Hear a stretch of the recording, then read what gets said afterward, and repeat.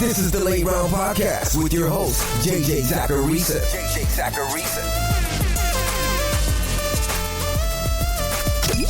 What's up, everyone? It's JJ Zacharisa, and this episode 993 of the Late Round Fantasy Football Podcast, sponsored by DraftKings. Thanks for tuning in. Football season is right around the corner, and there's no better way to lock in your fantasy football dominance early than with Best Ball on DraftKings, where you draft once and ride your roster all season long. And right now, DraftKings is giving all customers a can't-miss offer. Draft one, get one. Enter a lineup in the $15 million Best Ball contest for just $20, and you'll score another Best Ball ticket to play free for a share of that $15 million, giving you a second shot to win big. It's easy. Just draft your team once, no weekly management required, and let your top scorers automatically start each week. Across the whole season, every breakout star, every clutch play, every touchdown will count toward your quest for a share of $15 million. I've been drafting over there. I've been shocked how easy it is to get 49er stacks right now. So download the DraftKings Daily Fantasy app now to draft your $20 Best Ball lineup to play for a share of $15 million. And get a second ticket to play free for a share of that $15 million. That's two chances to win big without ever setting your lineup again. Draft one, get one, only on DraftKings. The crown is yours. Gambling problem? Call 1-800-GAMBLER. In New York, call 8778-HOPE-NY or text HOPE-NY to 467-369. In Connecticut, help is available for problem gambling. Call 888-789-7777 or visit ccpg.org. 18 plus in most eligible states, but age varies by jurisdiction. Eligibility restrictions apply. Void where prohibited. One per customer. Enter the Best Ball $15 million headliner contest by 9/4/25 to get one bonus entry. $20 entry fee required. Reward expires in 30 days. See terms at DraftKings.com/NFL-best-ball. Sponsored by DK. Last week on the projections episode, I made a comment about Jared Goff being overvalued in fantasy football this year. I then turned that into a newsletter last week, and that newsletter found itself on Reddit. I feel like I'm having deja vu. Now, this isn't an episode breaking down one of my trades, don't worry, but it's definitely one that I think is very important. For those of you who don't know, I got my start in the fantasy football industry by talking about quarterbacks. My social media handle, Late Round QB, that stems from an ebook that I wrote all the way back in 2012 on the late round quarterback strategy. Back then, everyone was drafting quarterbacks early, and I wanted to show people why that was wrong.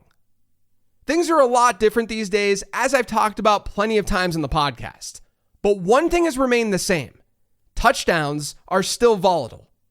You've heard me talk about this before when speaking on the pocket passer trap. The crux of that idea is that generally speaking, when you get quarterbacks who don't run the ball a lot, and when they have early round average draft positions, they bust at a super high rate. You're better off getting a mobile quarterback in high-end QB2 range than you are an immobile quarterback at like QB5, historically. The main reason for that is because pocket passing quarterbacks, the ones who don't give you a lot of fantasy production with their rushing, pocket passers rely more heavily on passing touchdowns to boost their fantasy scores. That shouldn't be some shocking revelation. If a quarterback is running the ball a lot, it means he doesn't have to post as good of passing numbers to match some of the production from a pocket passer. But for a pocket passer, those passing numbers are all he's got. He can't fall back on rushing. So if the passing numbers aren't there, then good luck in fantasy football. And relying on passing production, it's kind of scary. At quarterback, the single thing that's going to correlate to success most in fantasy football is passing touchdowns. And unfortunately, passing touchdowns come with a whole lot of variance. Now, don't get me wrong, better quarterbacks will generally throw for more touchdowns than bad quarterbacks will. But we know crazy and annoying things can happen in the touchdown column. A quarterback might throw an 80-yard bomb down to the 1 just to see his running back run it in on the following play. For that 80-yard completion, the quarterback is getting just 3.2 points in a league that gives out 1 point per 25 yards. Meanwhile, a quarterback might have a running back gain 80 yards in a long run before going down on the 1. And then the following play, if that team runs play action and scores on a pass, the quarterback gets 4 points. Technically more than 4 because he passed for a yard as well. That 1-yard play is a whole lot more valuable than the 80-yard play. And yeah, that's kind of annoying. It's kind of dumb. But that's how it goes in fantasy football. And that's a very basic example showing how touchdowns can sometimes be fluky. Like, we're going to see a general correlation of yards to touchdowns. We're going to see general correlation of strong talents giving us strong touchdown totals. But outlier type seasons happen at quarterback, and those outlier seasons are largely driven by touchdown variance. Let's walk through a general example of this. Touchdown rate is the easiest statistic to talk about when it comes to touchdown regression at quarterback. Because touchdown rate is simply touchdowns divided by pass attempts. It's really easy to grasp. For anyone who read last week's newsletter blast, you saw this stat that I'm about to throw at you. Since 2011, we've had 57 quarterbacks hit 300 pass attempts to go along with a touchdown rate of 6% or higher. The league average during this time, by the way, is a touchdown rate of 4.4%. So the ordinary quarterback will throw a touchdown pass on 4.4% of their attempts. But in this sample of 57, they threw a touchdown pass on at least 6% of theirs, so significantly higher. Meanwhile, of those 57, 44 of them ended up throwing it 300 or more times the following season as well. So after that 6% touchdown share season. Guess how many of those 44 quarterbacks saw their touchdown rates increase year over year? 4 of them. And 2 of those 4 were Russell Wilson, who had touchdown rates of 6% and 6.1%, meaning he barely even made the cutoff here to begin with. Now, 6% is an arbitrary number for sure, but it's one that we'll probably see players hit each season, and it's one that's shown serious regression in the past. One question I asked myself, though, when I was writing that newsletter and when I was digging into touchdown rate, one question I kept asking was, does the market generally account for this regression? And does it actually matter for fantasy football? Like, I can point to all these quarterbacks who are going to probably regress in some way year over year, just by looking at touchdown rate. But is the market already accounting for that? In other words, Jared Goff going from 2024 to 2025. Goff had a touchdown rate last year of 6.9%. He's now being drafted around QB 10, depending on the source. Is his regression already baked in? What's happened historically with quarterbacks who had high touchdown rates? Do they live up to expectation the following year? Let's answer those questions. I went back to that sample of 57 quarterbacks who hit a 6% or better touchdown rate since 2011. Now, obviously, if we're going to analyze next season data, we have to remove all the players who hit that mark in 2024. I also want to do some average draft position comparisons. And my ADP database is built off of data from fantasydata.com. And that ADP goes back to 2014. So I'm really looking at 2014 through 2023 here. And I'm looking at quarterbacks who had 300 pass attempts and a 6% or better touchdown rate in year N, along with 300 or more pass attempts in year N+1, the following year. So 1 year, 300 pass attempts, at least a 6% touchdown rate. The following year, at least 300 pass attempts. That left me with 37 quarterbacks to analyze in total.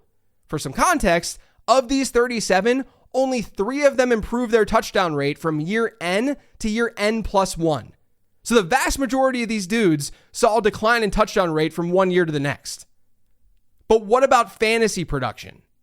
Well, of our 37 quarterbacks who had touchdown rates of 6% or better during their follow-up season, just 6 of them saw improvement in fantasy points per game. And for the record, I'm using standard scoring here, so 4 points per touchdown pass.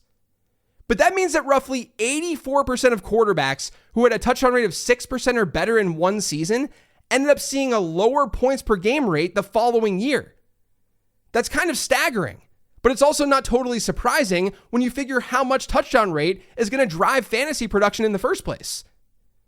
So if it's a volatile number that regresses, fantasy points will regress too. And also, of those 6 quarterbacks who saw improvement in points per game, 1 of them actually did see a decrease in passing points per game. That was Russell Wilson from 2013 to 2014. The only reason he improved in points per game is because he went from 1 rushing touchdown during his good touchdown rate season to 6 rushing touchdowns the following year. Regardless, we're looking at 84% of quarterbacks seeing a drop in production from 1 year to the next. And that drop in production is not insignificant. Let me give you the breakdown. Of the 31 quarterbacks who saw a drop in points per game from 1 year to the next, 2 of them had a drop in points per game of 0 to 1 points. So not a huge drop. 3 of them had a drop between 1 and 2 points. So again, not a significant drop.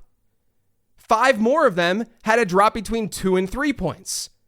And then 21 of them saw a drop in production of 3 or more points per game.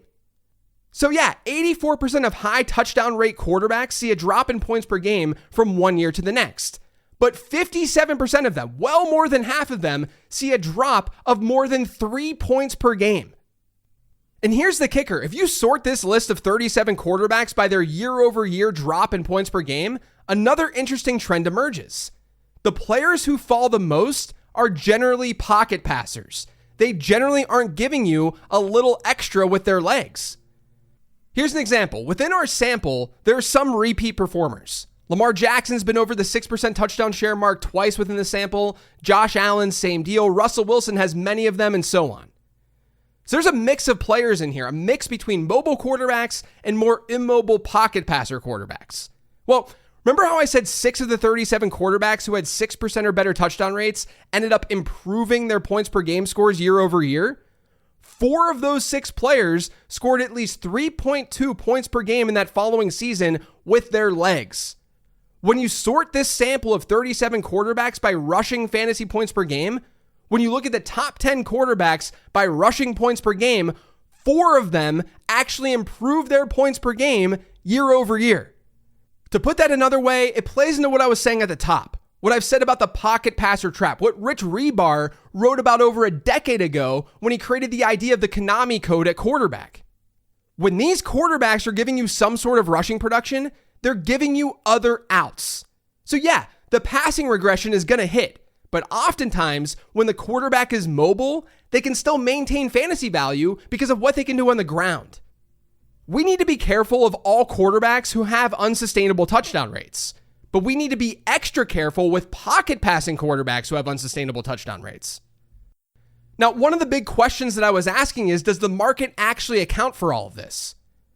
We now know, and it's pretty glaring too, that a quarterback with a high touchdown rate one year has a high chance of scoring fewer fantasy points the following season, especially if he's not that much of a rusher. But does the market account for this already? Well, I took a look at average draft position data, and here's what I found. First off, I think we need to be aware that the quarterbacks that we're dealing with here are all generally good quarterbacks. Touchdown rates are volatile and they regress, yes, but you'll still generally see good quarterbacks with slightly higher touchdown rates than the norm. You're not going to get like Aiden O'Connell throwing to a 7% touchdown rate in a given season. Now, we did have guys like Tua get there, Carson Wentz, Nick Foles, some weird players like that. But the list of 37 is more filled with names like Lamar Jackson, Josh Allen, Russell Wilson, Joe Burrow, and Tom Brady. But because these quarterbacks are more good than bad, to go along with them coming off really good seasons, they're naturally going to have higher ADPs the following year. The average quarterback rank by ADP among this group during their N+1 season was 6.8, meaning these quarterbacks were basically drafted at QB7 on average the following season. Only 4 of them were drafted outside QB12 range. Now, I just want to give you guys that context because this first exercise plays into that. The first thing I did was simply look at average draft position rank that a quarterback had versus where that quarterback finished in that given year. So Peyton Manning in 2014, after his 2013 season that saw him with an 8.4% touchdown rate. So he was above that 6% mark. In 2014, he was the QB1 by ADP. Obviously, that's going to be impossible to improve upon, but he finishes the QB4. But to give you an idea of how these touchdown rate regression candidates did in that N+1 season, 28 of the 37 failed to live up to their positional rank by ADP. So if a quarterback was ranked QB7 by ADP and he finishes QB11, he didn't live up to his average draft position positional rank. 28 of the 37 failed to do that, which obviously is not what we're looking for. Now, late round draft guide readers know this already, but I like to look at this kind of stuff a little bit more precisely. I like to compare average draft position to player output. And the way I do that is by looking at history, plotting every quarterback spot by ADP since 2014 and comparing that spot to the quarterback's points per game output. Using a trend line, that gives me ADP expectation, or how many points per game we'd expect a quarterback to score at a particular overall ADP. I can then take that number and compare it to a quarterback's actual output. And we can see if the quarterback outperformed ADP or not. Unsurprisingly, this group of 37 quarterbacks underperformed versus expectation more than they overperformed. 24 of them played under expected, which honestly, it's not as bad of a number, all things considered. I thought it was going to be worse than that. And it tells me that the market is doing something to adjust for the incoming regression for these guys. But I will say, not many of the quarterbacks have outperformed average draft position expectation by a large number of points. And on average, quarterbacks who are part of this cohort are falling about a point per game below ADP expectation. So just in general, these quarterbacks generally play 1 point per game below expected. That might not seem like a lot, but it is a lot across a larger sample.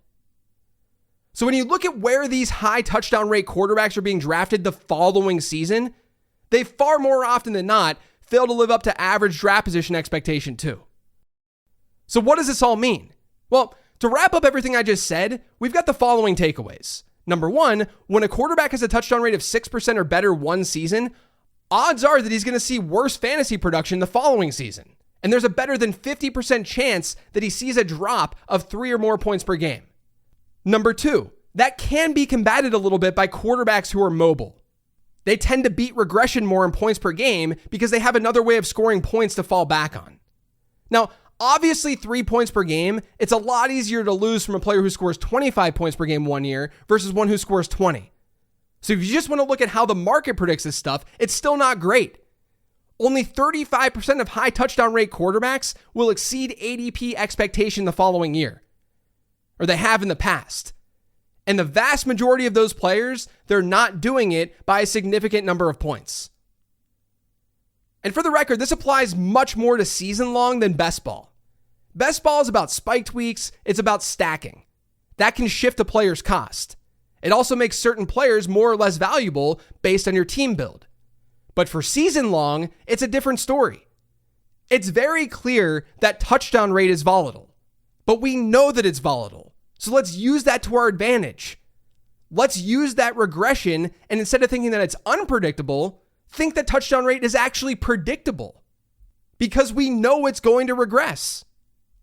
So what does that all mean for 2025 then? It means that we should at least look at Baker Mayfield, Lamar Jackson, Sam Darnold, Jared Goff, and Joe Burrow with an extra careful eye. Fortunately for Lamar, we know the rushing production can keep him afloat. But Baker last year, though he did see more rushing production than normal, which was great, Baker had a 7.2% touchdown rate when his previous high was 5.6%. Burrow had a 6.6% touchdown rate, which was also a career high.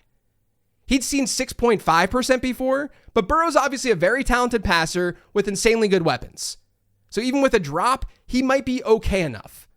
But I do expect regression.